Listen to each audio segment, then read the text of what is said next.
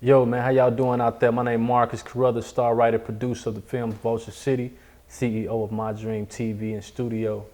I'm here with my man Iman. We chopping it up, giving y'all the real.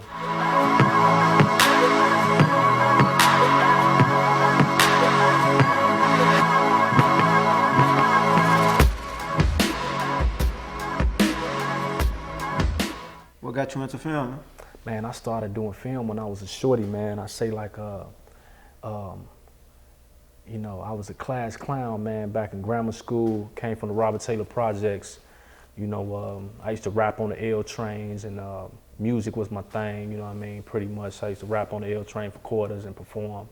Do different characters in school. I used to be in love with Saturday Night Live. I come to school, man, and do my rendition of Eddie Murphy and all that there. We had some people from Whirlwind Performance Company, man, come out to the school. They were recruiting students to attend a performing arts program, less fortunate kids. And I made sure I stood out like I always do when I'm in class. I act a damn fool, and before I knew it, man, they recruited me for the acting school. We did this big show, man, me and Freddie Rodriguez down at the Art Institute of Chicago. Freddie Rodriguez, y'all should look him up. He played in Dead Presidents. He played in Poseidon, a lot of big blockbuster films, man. He's one of the biggest Latino actors in Hollywood. He was my rap partner at the time. Well, anyway, we did a show, and people loved it. We got discovered by this casting director named Sherry Mann, rest in peace. She actually discovered me and Freddie, and after that, she hooked me up with an agency. And through that agency, man, I met Oprah Winfrey, man. Oprah, the big Oprah, CEO of OWN. And that became my first series project on ABC. I played a kid named Lester, and I was kicking ass, just being a typical little hood kid growing up they had it set like it was in the 1960s, and I also co-starred next to Jason Weaver on that. And from there, man, I wound up doing a big film with Eddie Murphy. It was one of his first productions as a producer, and a shitload of commercials and everything, man. And I just got bit early, man. I got bit early by the acting bug, man, and it wound up being a strong part of my background. So from there, man, as I got older, going through the system and being in the streets, I had some dilemmas take place in my life that took me away from acting. I started writing my own content and writing stories. And after doing a prison term of 7.5 years, I came home, went back to acting school, and saw the politics behind Hollywood and how it was structured. And I decided I just didn't want to be an actor. I started directing my own films because I felt like I'd be more able to determine how far I go. Because sometimes as an actor, you can be really good, but if you got dreadlocks, they'll overlook you. Or if you're not fat enough or skinny enough, they may say, they may not give you that job. So I wanted to create the opportunity instead of chase the opportunity. Okay. So tell us more about the new project. New project, man, it's called Lady, man. I'm excited about Lady. I started writing it years ago, man. I tried to produce it in 2012, but we didn't have too much luck in it. I changed the concept, made it appeal more to the now. And it's 5 different stories going on about women and their insecurities, their dysfunctions, why they make the decisions they make in relationships, their pains.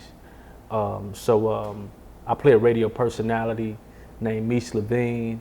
Actually, to give you a little inside scoop, being unfaithful to my fiance of 7 years. And we got 2 twin boys, and I'm just acting a damn fool in the film, man. It's a pretty serious joint, but it actually shows men and how we, typically mess up in really good relationships. Okay. How important is it for someone from the urban community to tell these type of stories? Man, like I say, man, it's important because, we don't have that voice in Hollywood and in the industry. What I found out is I like writing films based on urban content because our stories matter. You know, we don't have the same experience as that person that grew up in Beverly Hills, you know, or some upper class or middle class environment. So it shows, I think, you know, writing films about us allows others to see our culture, and whether we come off as the same or different, you know. I think the inner city story is a very unique story, and which is the reason why I like telling it based off my own experiences or the people I know. It tends to be fresh because we see the typical story and plot and a lot of dramas that come in and out of Hollywood, but very seldom do you see that story that reflects an urban inner city community. So I feel like it's very important to put that content out here. Okay. What's the process of making a film? Process, man, first and foremost is the script. You know, the script serves as your blueprint. Your blueprint actually helps you determine how much money you're gonna spend, how many people you're gonna hire, how many resources you're gonna need to get it done. So it's one of the most important aspects of the filmmaking process. And it's just one of those things that you have to start with first. You know, from there is it helps determine every other move, from recruiting the right actors, choosing the right locations, wardrobe, so on and so forth. So that's usually how it's structured and usually how it goes. They say the story is rewritten 3 times when you're producing a film. You write the script. When you start doing production, your script tends to change and you rewrite it all over again in the post-production / editing side of it.